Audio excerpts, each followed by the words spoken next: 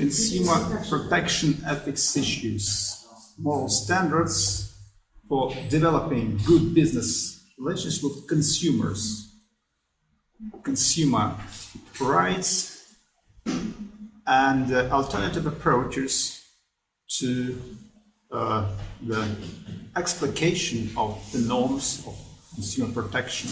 Let's consider what might be the arguments in favor of recognizing specific rights of consumers.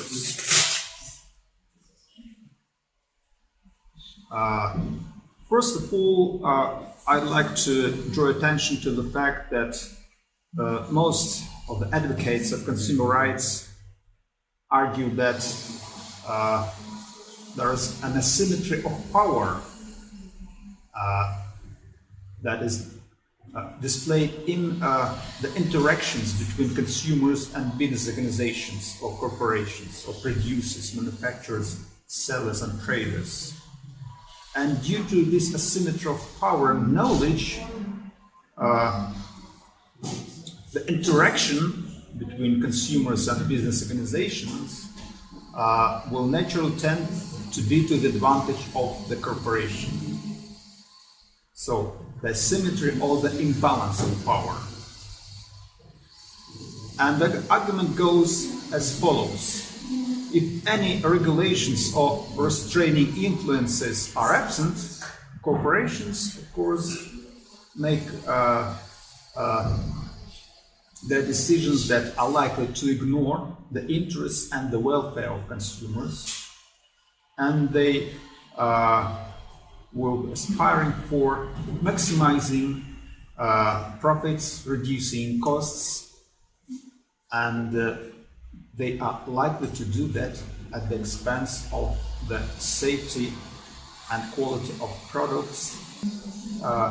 Consumers somehow must be protected from business that will take advantage of these informational asymmetries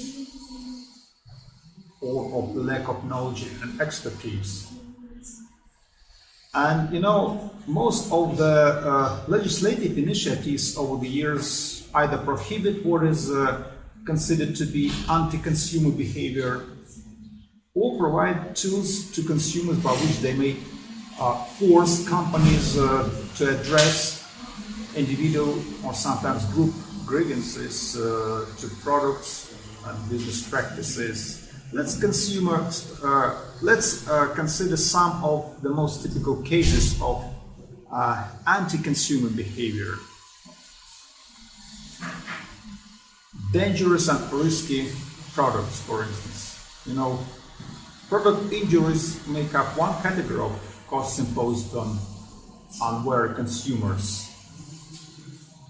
And typical cases of injury include such cases as that of injuries involving the use of home workshop equipment, injuries involving home furnitures, injuries involving home construction materials, also non-fatal injuries and deaths from motor vehicle accidents, and lots of other categories of product injury can be listed among these most typical categories. And some more recent developments in the consumer-business relationship, such as information privacy, unsolicited sales and marketing, refusal to provide services, or non-discriminatory prices to a particular class of consumer, also should be considered and taken into account when determining the scope of warranties and rights of consumers that would enable them to protect their interests. Lots of examples of anti-consumer behavior, and actually these situations occur quite regularly. Here is a small sample from among the millions of defective products that have to be recalled each year.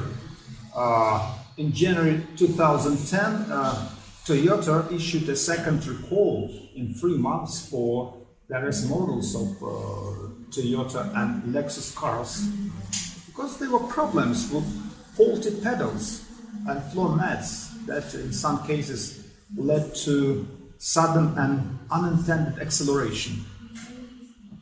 And Toyota recalled a total of more than 9 million vehicles, and the company faced congressional probes looking into the matter.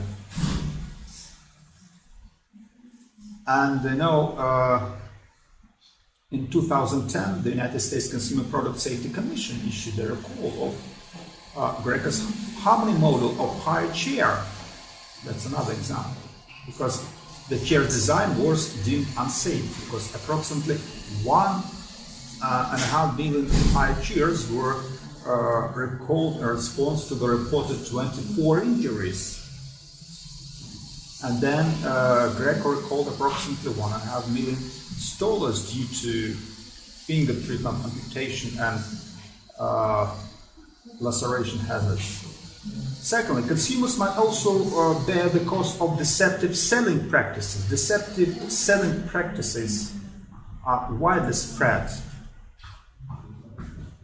Consider another case which is really indicative of these deceptive selling practices. There was an AT&T's California division called Pacific Bell, and this division of AT&T's company paid $15 million in fines for deceptive marketing of its telephone services. Even in Russia, we may encounter this type of deceptive marketing of telephone services. This deception was almost identical to what the company had done a few years earlier. A few years earlier, the company had to pay $17 million fine for duping telephone customers into buying an expensive package of optional features. But managers didn't tell the customers that the features didn't have to be purchased as part of the company's basic service. The company's policy, according to one of its sales representatives, was that people should be intelligent enough to ask. Why should it be Pacific Bell's job to tell them? And in 2003, for instance, the company renamed an expensive package of optional services the Basics, so that when new customers call asking for basic telephone sales representatives sold them the expensive package without telling them cheaper basic service was available. So that's is a kind of fraud. Also, shoddy product construction, products that immediately break down, warranties that are not honored, and lots of other anti-consumer behaviors that anyway should be somehow banned. And that's a historical outline of the consumer movement in some of the Western countries. In Western countries, in Europe, and specifically in the United States, this movement, the consumer protection movement, began in the 1960s. Actually, that was a protest movement, and it correlated with another movement. People called for the coal corporation to be socially responsible. There was a really great demand for the social responsibility of big business organizations. So actually, the convergence of these two movements, consumer protection movements and social responsibility movement, gave rise to business ethics as an academic discipline and as a practical discipline which is applied and integrated into the policy of corporations. So this movement involved a number of activities that were designed to protect consumers from a wide range of practices that infringed on the rights that consumers were believed to possess in the marketplace. Intuitively, they believed that they had some fundamental rights And mainly, the consumer movement was concerned about a variety of issues related to the marketplace, including product safety, quality of products, reliability and product obsolescence, truth and advertising, uses of credit, completeness of information, product warranties, and so on. And the idea of consumer bill of rights grew out of the consumer movement, and the United States former President John Kennedy was the first president to announce 4 rights of consumers that he believed needed protection in the marketplace. So these are 4 basic rights of consumers: the right to safety, the right to a choice, the right to know, the right to be heard. And the United Nations Guidelines for Consumer Protection expanded these rights into 8 rights and issued a charter. So let's consider this extended Consumer Bill of Rights issued by United Nations in the form of charter. There are 8 basic rights, and they provide a kind of metrics for the development of legal protection initiatives in this sphere. The first is the right to safety. It's quite natural. The consumer has a right to be protected from dangerous products that might cause injury, illness, as well as the thoughtless actions of other consumers. The right to choice, that's another right. The right to enjoy the opportunity of selecting products from a range of alternatives offered by competing firms. Actually, this right is related to the conditions of free and open competitive market separation. The right to know, that's a fundamental right. I told you that the asymmetry of power and knowledge is the main cause of the vulnerability of consumers. The right to know, the consumer must have access to readily available, relevant and accurate information to use in marketing purchase decisions. Though one may object that information can be treated as a kind of good, and also consumers should pay some additional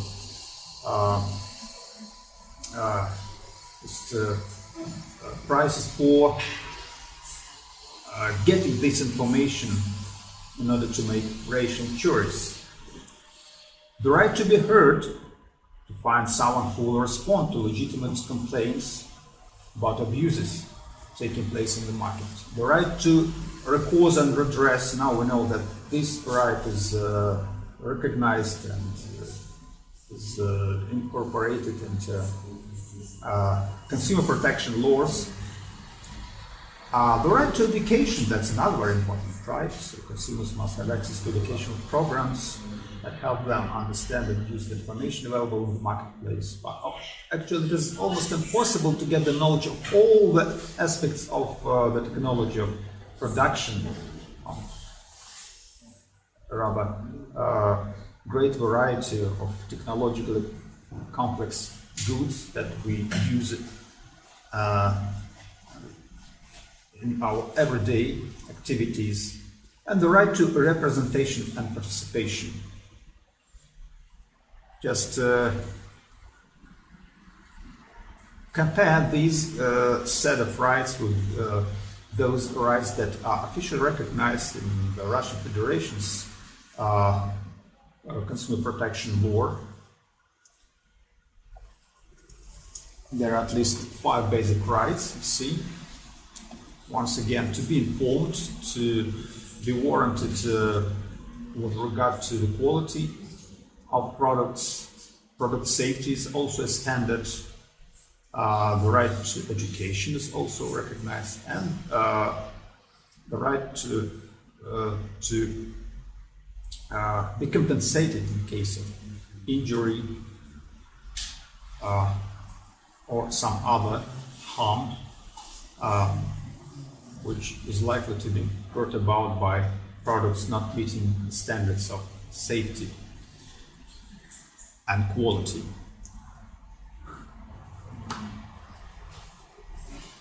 Let's consider alternative approaches to consumer protection. alternative approaches to consumer protection. First of all, let's analyze the assumptions and underlying the so-called market approach to consumer protection.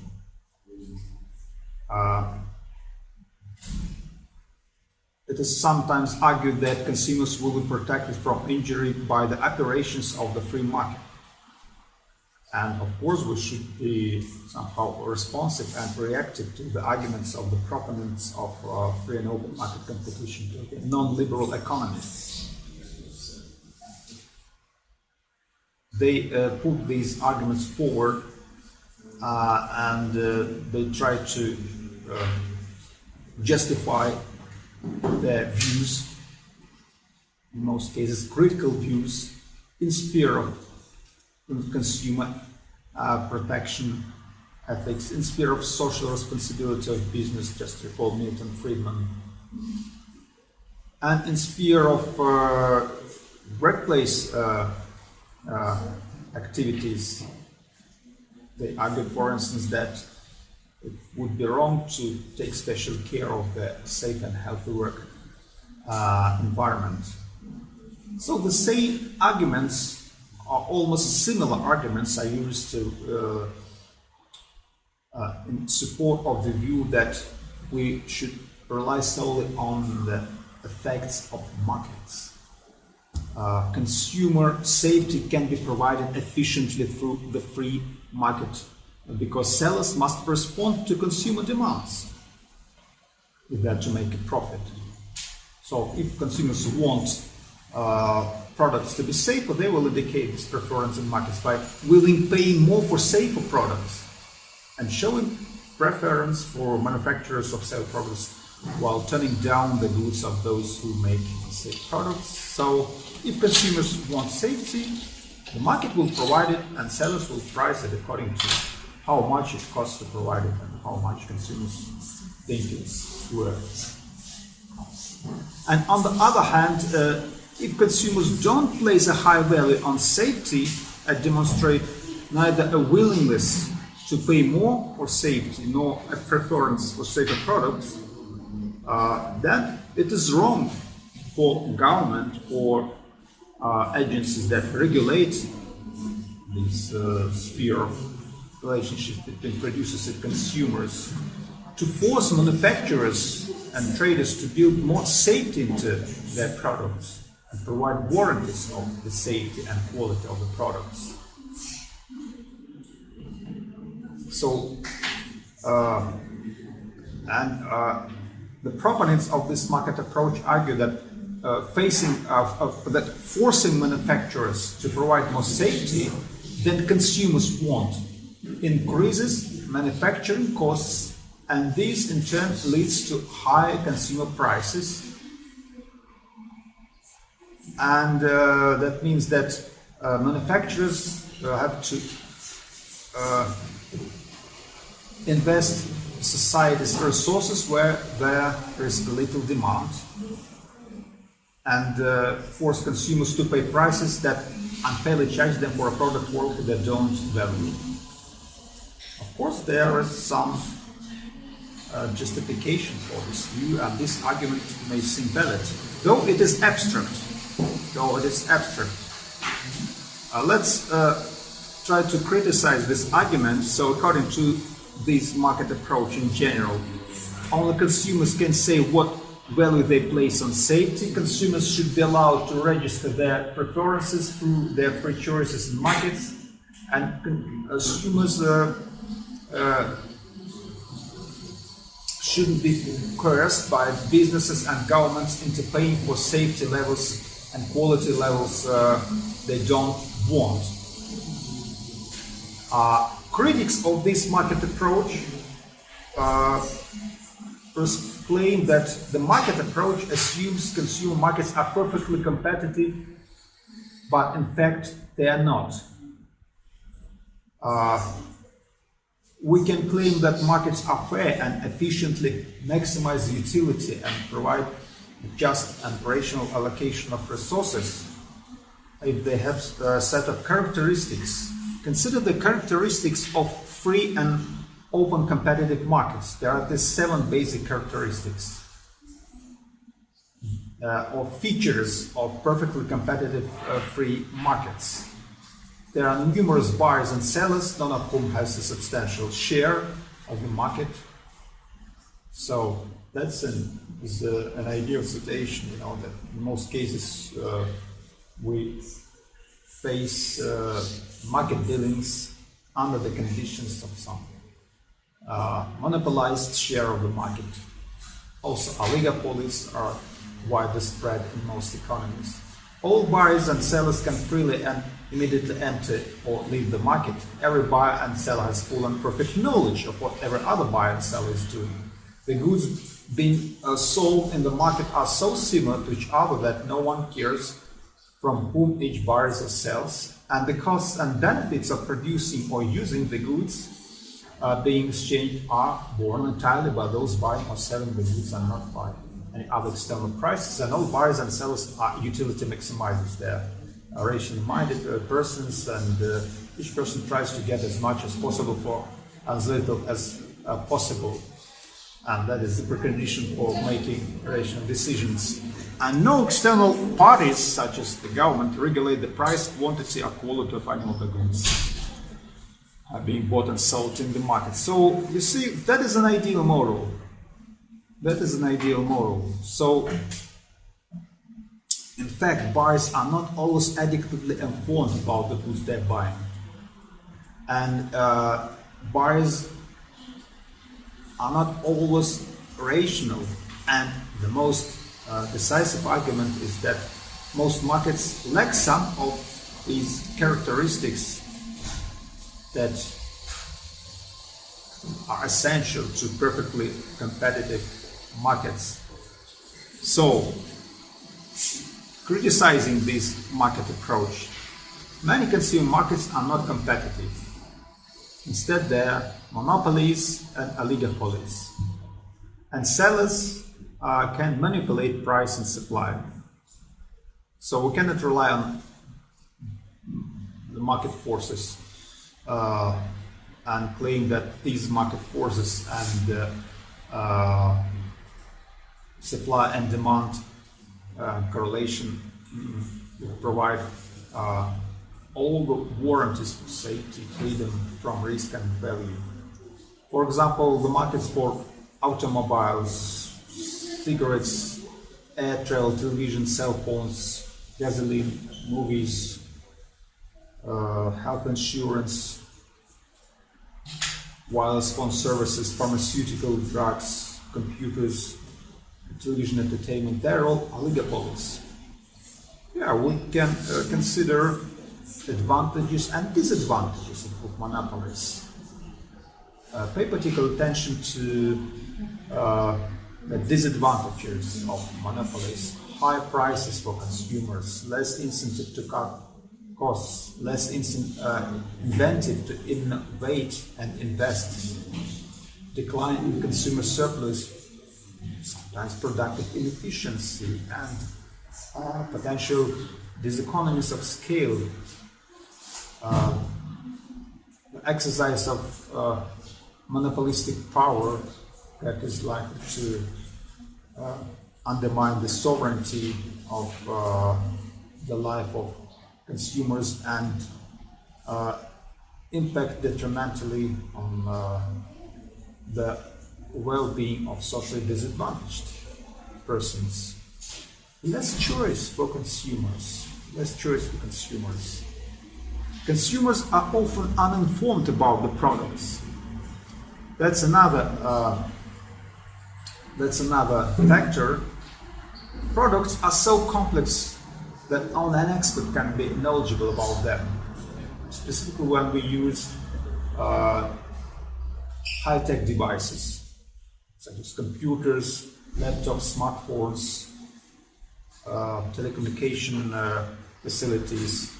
The manufacturer who is most knowledgeable about the product may not voluntarily share this knowledge with consumers, because information also can be treated as a kind of good. And it may be too expensive and impractical for consumers to conduct the research needed to learn enough about a particular product to acquire some expertise in this specific sphere. Though, of course, we use internet, we Google, we try to examine the responses of other consumers, and on the basis of this inductive reasoning, based on this, just on this data, we make our decisions whether to buy this product or not, whether to enjoy this service or not. But even if we have collected a really great amount of information, this doesn't warrant it that our decision will be rational, because recent researchers have shown that we become irrational and inconsistent when we make purchase decisions, and specifically what are not so well trained and skillful in estimating the probability of risk that a product carries with it. So most probability judgments can be mistaken, and studies have shown that our probability judgments can be mistaken in lots of cases. We ignore and discount important information about a product, or simply we are not capable of evaluating the relevance of that information. We make broad generalizations on the basis of small samples. Of course, these are flaws of our thinking, but nonetheless, these are actual dispositions. That is what is characteristic of the way of thinking shared by most of the consumers. We believe in a self-correcting and non-existent law of averages, and we believe that we exert control over purely chance events. See? So, the conclusion is that it doesn't appear that market forces by themselves can deal with all consumer concerns for safety, freedom from risk, and value. Consumers must be protected. They must be protected through legal initiatives, through the development of consumer protection laws, and through the voluntary initiatives of responsible business people. So there must be a cooperation between business and governments. And now let's turn to examining several views about the responsibilities of manufacturers and traders and sellers toward consumers. Views that have formed the basis any of our consumer laws. There are at least several alternative views that are worth being considered. And you know, these views answer differently to the question, where does the consumer's duty to protect his or her interests end, and where does the manufacturer's duty to protect consumers' interests begin? There are three different views. The first one is the so-called contract view. The second one is the due care view, and the recently developed view is the social costs view, And these views differ with regard to how the responsibilities are distributed between producers, manufacturers, and consumers. The contract view places the great responsibility on the consumer. Caveat emptor, that is a term which can be used in order to describe this approach. The due care view and social costs view place the larger measure of responsibility on the manufacturer,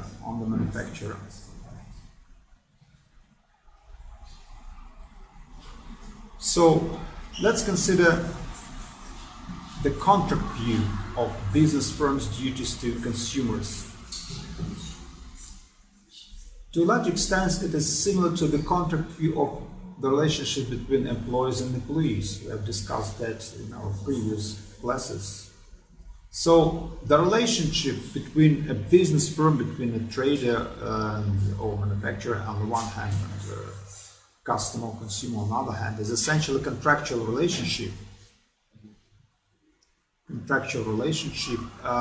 And the firm's moral duties to the consumer are those created by this contractual relationship, by the terms of agreement. And we can reason as follows.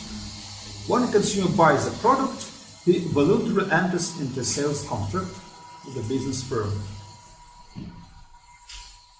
We can treat this claim with criticism. We know that most consumer markets are not free and open, and sometimes we don't have an opportunity to enter into a sales contract voluntarily, specifically under the conditions of the dominant power of monopolies. Okay, the firm freely and knowingly agrees to give the consumer a product with certain characteristics, and the consumer in turn freely and knowingly agrees to pay a certain sum of money to the firm for the product. That's the basis. I would say that this contractual view is justified. It is the basis of any business relationships. The main challenge is to realize how this model of contractual relationships between manufacturers and consumers impact on the rights of consumers, whether it is sufficient for providing warranties that the interests and fundamental rights of consumers will be treated with respect or not. So, the main assumption underlying this contract view is that a contract is a free agreement, and it imposes on the parties the basic duty of complying with the terms of the agreement. And the implication of the freedom of agreement are as follows. First, knowledge and rationality. Yeah? Both parties know what they're agreeing to, so contracts require full knowledge and absence of misrepresentation. At least that's the core of responsibilities that should be imposed on manufacturers, sellers, advertising agencies. And second, the absence of coercion. Free and rational decision to enter the agreement. So these are two basic conditions. We know that there are lots of justifications for this view. Once the justification which is based on the ideas of Immanuel Kant and his deontological ethics.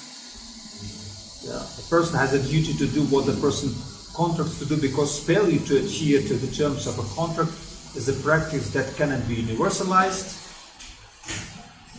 If it is universalized, then the very institution of contracts will be undermined.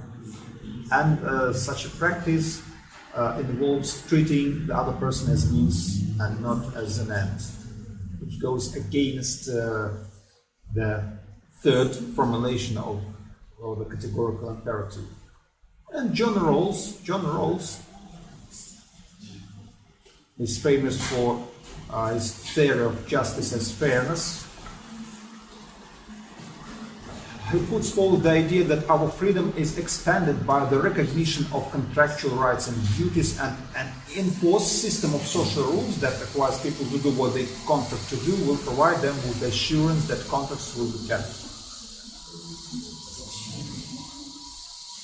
And only if they have such assurance will people be able to trust each other on that basis to secure the benefits of the institution of contracts. So, The contractual theory of business firms' duties to consumers claims that a business has four main moral duties. The basic duty of complying with the terms of the sales contract is essential to a set of duties, and there are also secondary duties, such as the duty of disclosing the nature of the product, the duty to avoid misrepresentation of the product or service, and the duty to avoid the use of jewelries and exerting undue influence on the consumer. First of all, let's consider the duty to comply. That is the most basic moral duty that a business firm owes its customers. The duty to provide consumers with a product that lives up to those claims that the firm expressly made about the product. Because anyway, these claims that lead customers to enter the contract freely. And in many countries, legal systems have incorporated the moral view that firms have a duty to live up to the express claims they make about their products. Consider the following example. There was a pharmaceutical firm, Winthrop Laboratories, in the US. It marketed a painkiller. It advertised this painkiller as non-addictive, but subsequently a patient using the painkiller became addicted to it and shortly died from an overdose.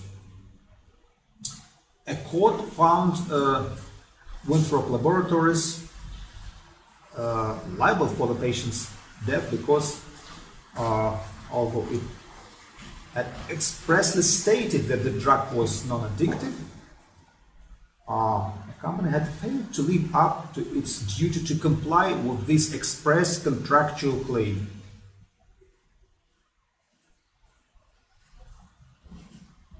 So, in addition to the duties that result from the express claims a seller makes about the product, the contract view also holds that the seller has a duty to carry through on any implied claims knowingly made about the product.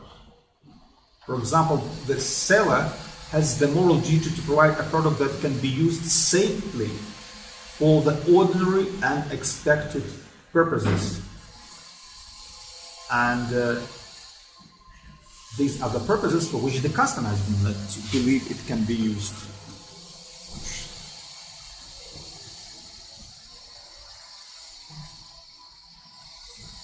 That's the duty to comply. Yet there's a set of other duties that are imposed on manufacturers according to this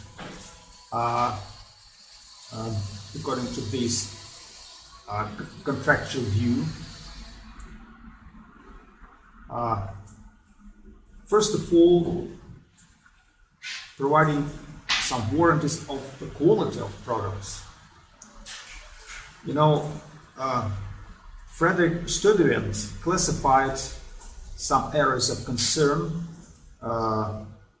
through the identification of four variables of product quality. The definition of product quality is the degree to which product performance meets predetermined expectations with respect to reliability, service life, maintainability, and safety. Let's consider these dimensions of product quality.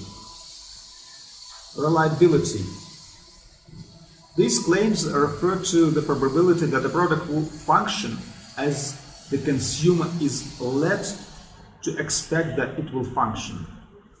If a product incorporates a number of interdependent components, then the probability that it will function properly is equal to the result of multiplying together each component's probability of proper functioning.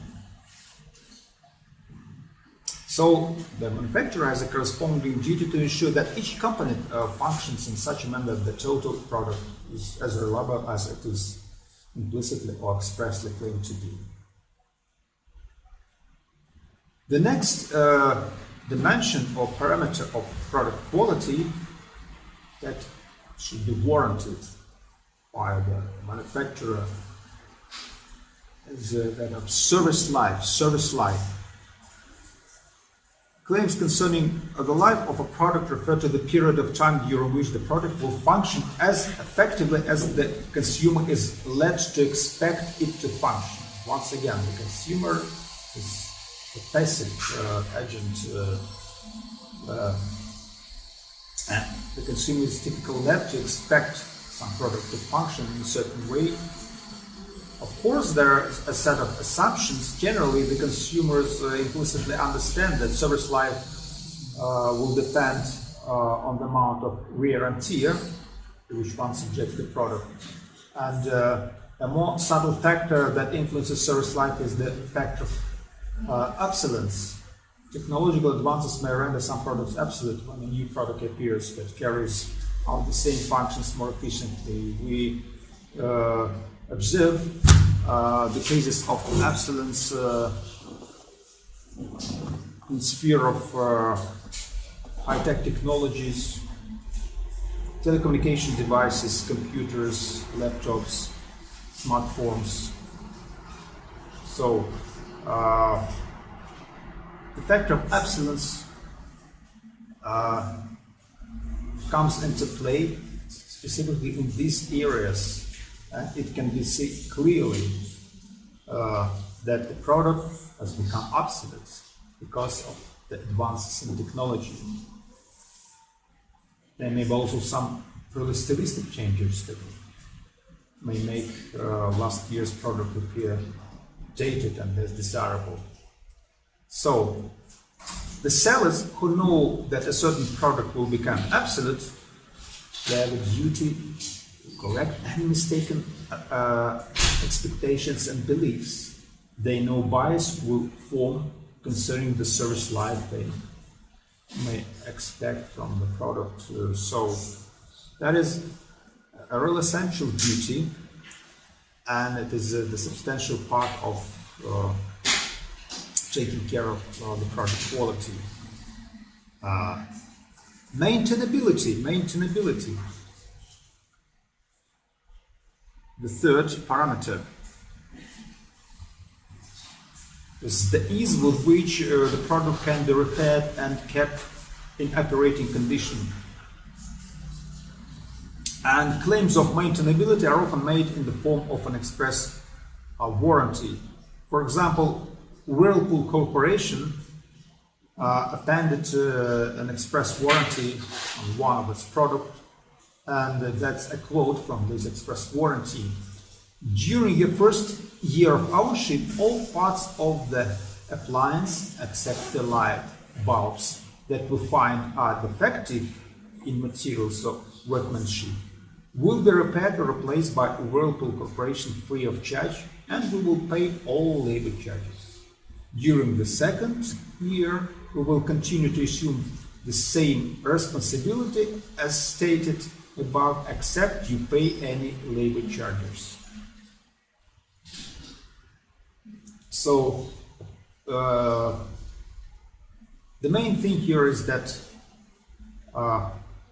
sellers often imply that a product may be easily repaired, and it can be easily repaired even after the expiration date of an express warranty. But product repairs may be costly or even impossible. There are lots of factors: unavailability of parts, or the lack of competence. So there are matters of concern in this sphere, but more essential and more challenging issue, the issue of product safety, because product safety is one of the fundamental standards, and this standard is what should be somehow put into the head of all consumer protection initiatives: safety and quality. Now, safety is seen as the substantial part of the quality of product. So,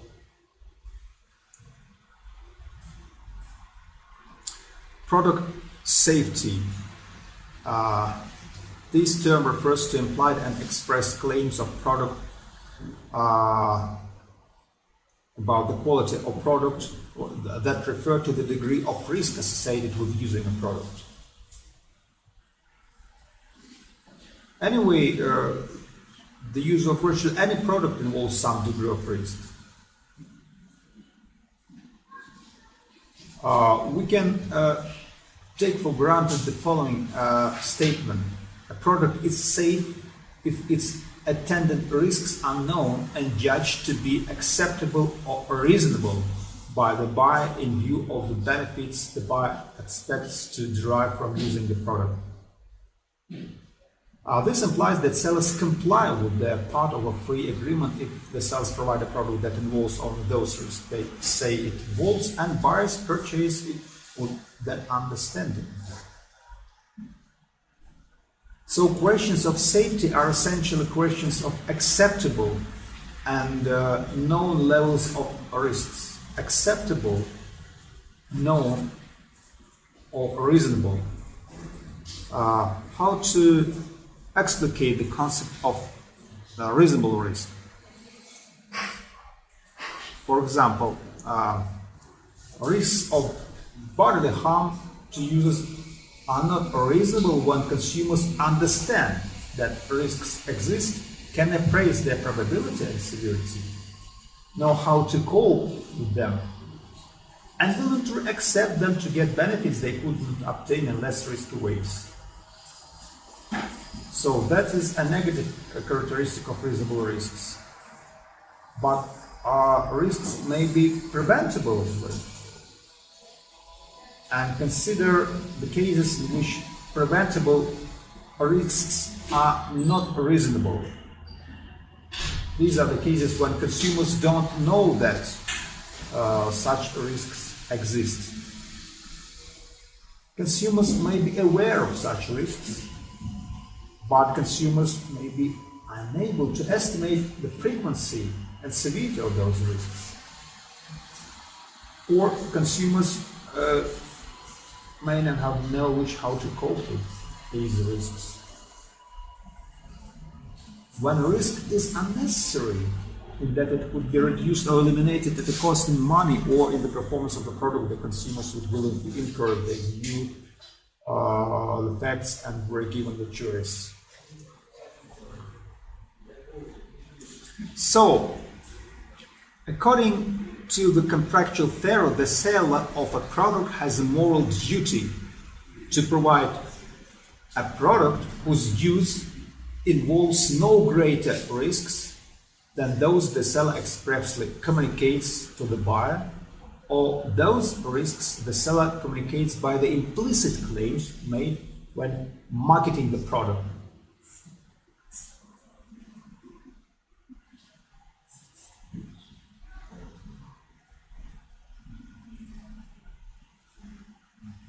And another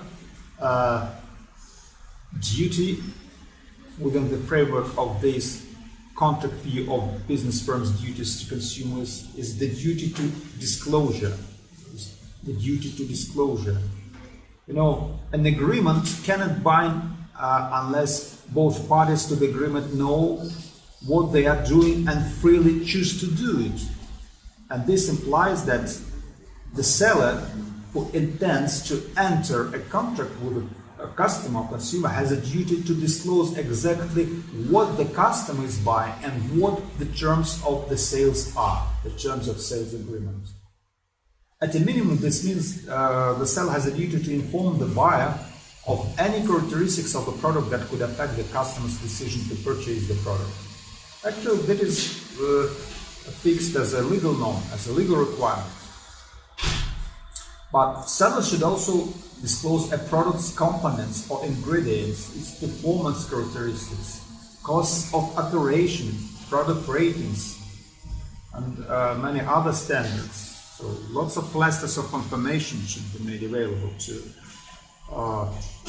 consumers. And if the product that consumer is buying possesses a defect that poses a risk to the user's health or safety, the consumer should be so informed. And some have argued that sellers should also disclose the terms of agreement associated with the subsequent provision of warranties. Anyway, lots of factors enter the decision of a consumer to buy this or that product. The more the buyer knows about the various products available on the market and the more comparisons the buyer is able to make among them, the more it is true to say that the buyer's agreement is voluntary and free. Yet, some critics pointed out some vulnerable and questionable points in this view.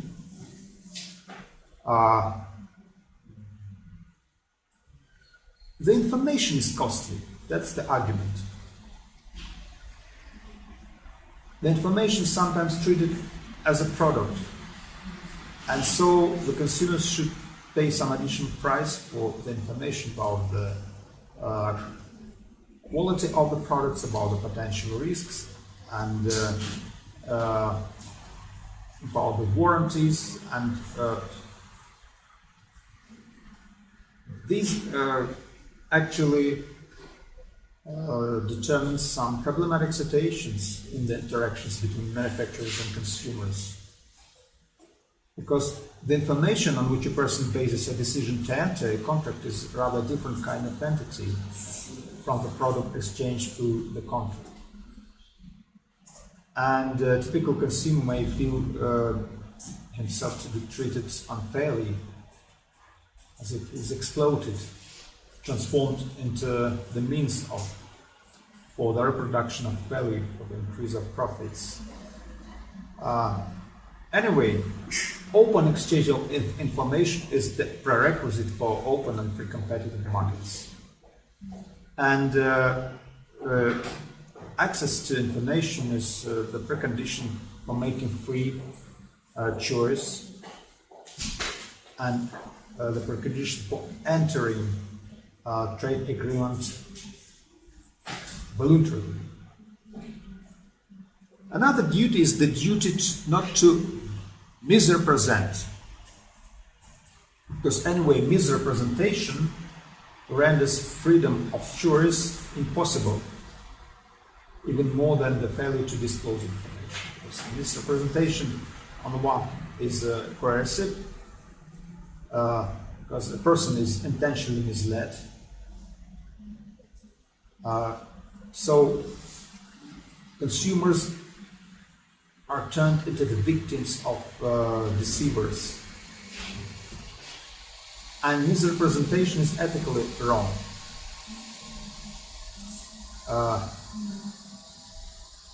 It is ethically wrong because it undermines trust and makes free choice impossible. Free and rational choice impossible, I would say, because rationality depends on our knowledge, and if there is a misrepresentation, we lack knowledge that will enable us to make a rational decision. And sellers, they misrepresent a commodity when they represent it in a way deliberately intended to deceive the buyer into thinking something about the product that the seller knows is false. That is a deliberate misrepresentation. When the seller knows that the product, that it is false to claim that the product possesses certain properties, nevertheless, the seller makes the buyer into thinking that the product possesses these properties and speculates on the lack of expertise and knowledge on the part of the buyer. Actually, the deception may be created by a verbal lie.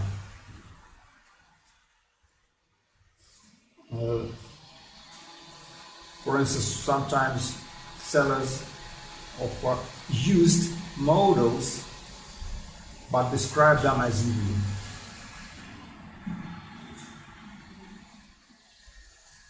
Or sometimes there are more subtle tactics of deception. One, an unmarked used model is displayed together with several new models. That's an explicit lie. And consider the varieties of misrepresentation. Really great varieties of representation. We often encounter them. An manufacturer might give a product a name that the manufacturer knows consumers will confuse with the brand name of a high-quality competing product. That's a trick. Or the manufacturer may mark a fictitious regular price on an article that is always sold at a much lower sale price. Or a business may advertise an unusually low price for an object that the business actually intends to sell at a much higher price. Lots of cases of representation, including that related to the activities and practices of deceptive advertising. And the duty not to coerce, of course, the duty not to coerce. People often act irrationally when under the influence of fear and emotional stress. And when a seller takes advantage of buyer's emotional states, such as fear or stress, to extract consent to an agreement to buy the product, the seller is using undue influence to coerce. For instance, an unscrupulous funeral director may skillfully induce grief-stricken survivors to invest in funeral services they cannot afford. And that is quite often to happen.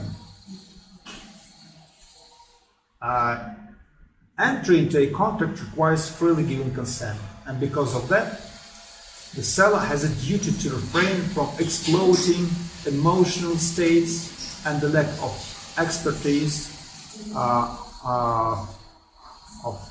the potential buyers. It should refrain from any actions that may induce buyers to act irrationally against their own best interests. What are the problems with this contractual view? First of all, let's explicate the assumptions underlying the contractual view. Makers of products deal directly with consumers, but they actually do not. Our manufacturers' advertisements do form a kind of direct promise to consumers. Sellers can remove all their duties to buyers by getting them to agree to disclaimers of responsibility. And sellers quite often use disclaimers, but consumers may not notice these disclaimers and pay no particular attention to them. And consumers and seller meet as equals, that's another assumption, but in fact, seller has more knowledge as consumer, more knowledge than consumer, and consumers must rely on the seller's expertise. So, the first objection to this contract view. The contract theory unrealistically assumes that manufacturers make direct agreements with consumers, but it is far from truth, because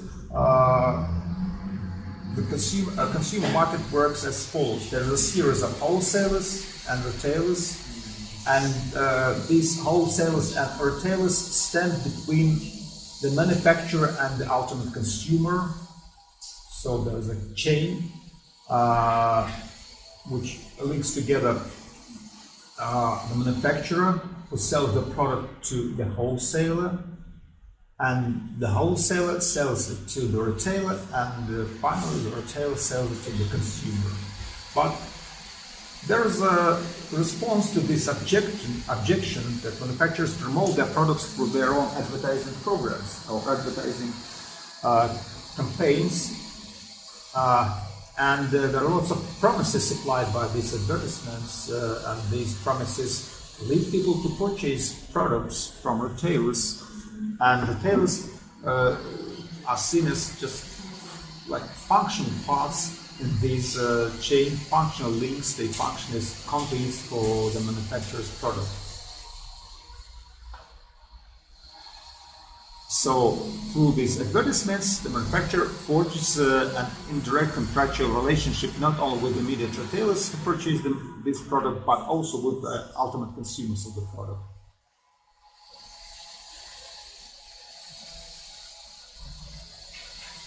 A second objection to this contract theory. A contract provides a double-edged position.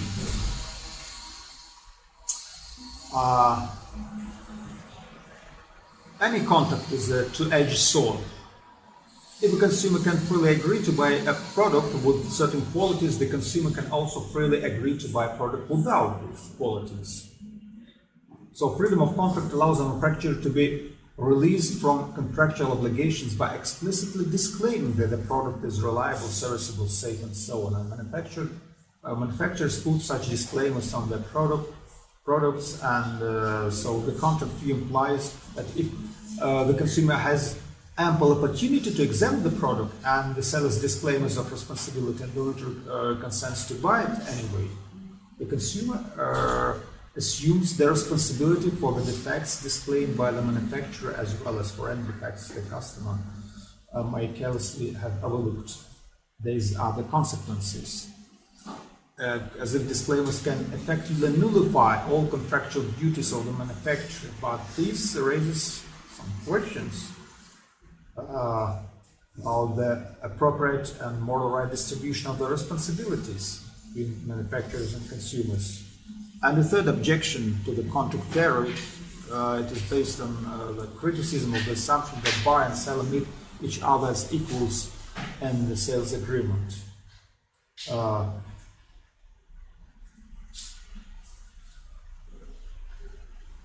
You know, there's a general assumption as if they meet as equals, and it derives from the so-called laissez-faire ideology that accompanied the historical development of contract theory. But in fact, there are lots of factors that determine the imbalance of power, and competition forces the seller to offer the consumer a good or better terms than the consumer could get from other competing sellers, so the consumer has the power to threaten to take business to other sellers. But in fact, there is no such place as equality. In practice, this laissez-faire ideology gave birth to the doctrine of caveat emptor, let the buyer beware. But this doctrine was subjected to severe criticism because anyway, sellers and buyers don't exhibit the equality that this doctrine assumes. A consumer who must purchase hundreds of different commodities cannot hope to be as knowledgeable as the manufacturer. Consumers generally have neither the expertise nor the time to acquire and possess the information on which they must base their purchase decisions, and consequently, consumers must usually rely on the word and the judgment of the seller. So they kind of trust fiduciary norm that regulates their relationships. So, once again, I'd like to remind you of the alternative theories, different theories of the ethical duties of manufacturers, and among these theories, there's an alternative due care view. It is alternative to the contractual theory. We have now identified some limitations and questionable aspects of this contractual view. And now let's turn to an alternative view, which is labeled as the due care view. It is a little bit more extended. The due care theory of the manufacturer's duties to consumers is based on the idea that consumers and sellers don't meet as equals. So this premise was put forward by the critics of the traditional contract view. So consumers and sellers, in fact, they don't meet as equals, and the consumer's interests are practically vulnerable to being harmed by the manufacturer, who has a knowledge, not merely the knowledge of the technologies and the properties of the products and the quality built into the products and services, but also the knowledge of the marketing strategies. And the doctrine, the traditional doctrine, caveat emptor, was replaced by the alternative doctrine, caveat vendito, let the seller beware. But in case of this due care theory, the doctrine of caveat venditor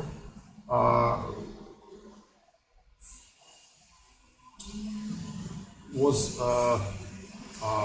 represented by a set of claims that indicate that this doctrine is used in its weak version. So the manufacturer not only has a duty to deliver a product that lives up to the expressed and implied claims about it. That is unquestionable. So anyway, this should be done. But the manufacturer also has a duty to exercise due care to prevent others from being injured by the product, even if the manufacturer explicitly disclaims such responsibility and the buyer agrees to the disclaimer.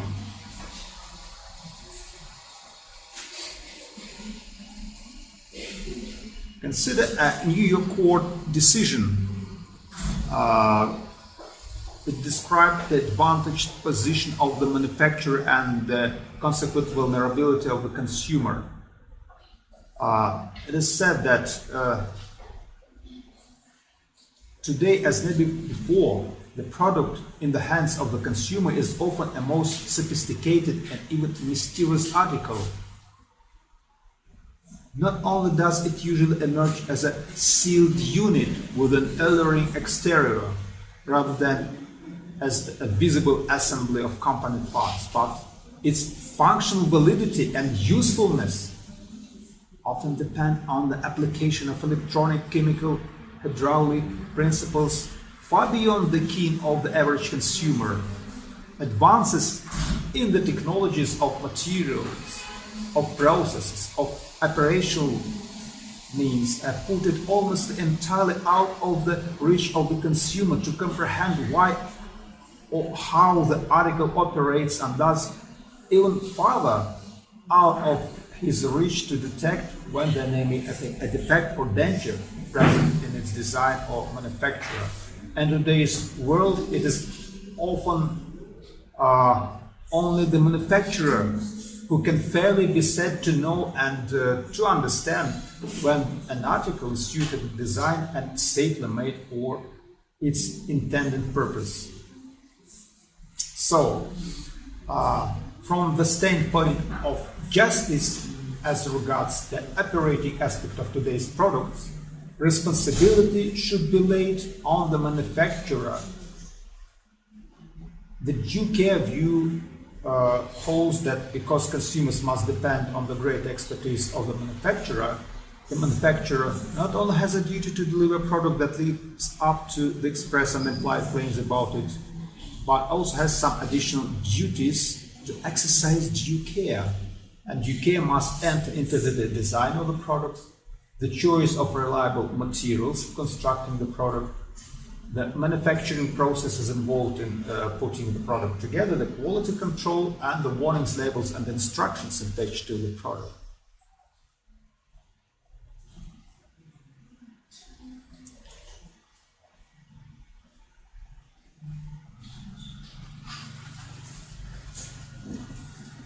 I'd like to quote Edgar Schein, according to his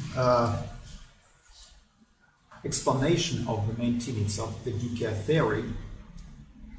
The basic elements of this theory are as follows. It is the vulnerability of the client that has necessitated the development of moral and ethical codes surrounding the relationship between a professional and his client. A profession like a lawyer, a doctor, a real estate agent, or an engineer has knowledge or expertise that he or she exercises in the interest of the client, and the client has to trust the professional to protect and advance those interests. But this makes the client vulnerable to being exploited by the more knowledgeable professional, and this vulnerability led to the development of professional codes of ethics, specifically professional codes of legal ethics,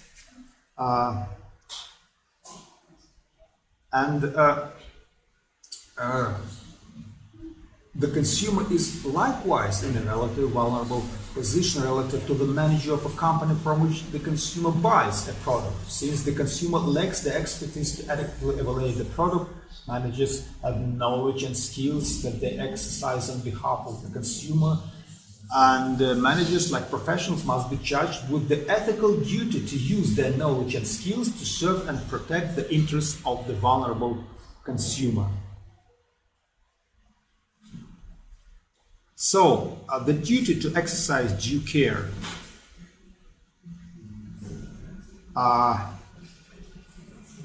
first of all,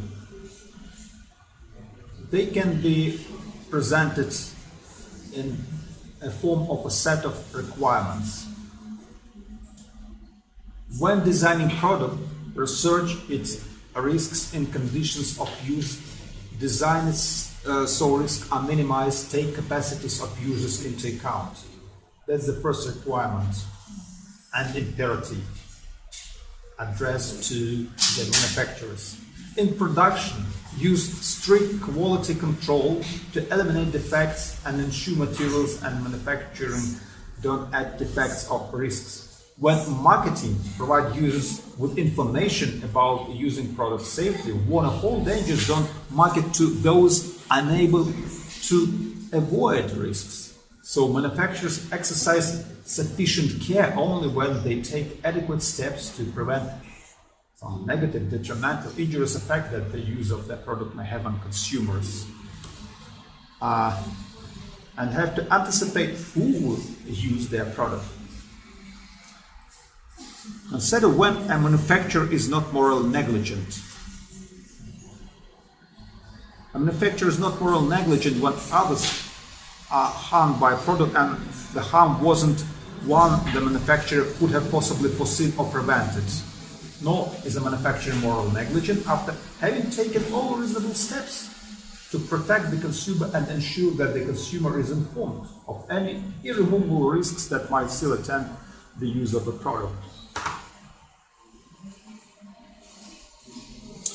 So this due care view of business firms' duties to consumers it is explicated through a set of requirements that indicate the producer's responsibilities, and the responsibilities of manufacturers and producers, according to this due care view, would extend to the following three areas: design, product, and marketing.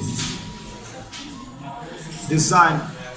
So the manufacturer should ascertain whether the design of an article conceals any dangers, whether it incorporates all feasible safety devices, whether it uses materials that are adequate for the purposes of the product.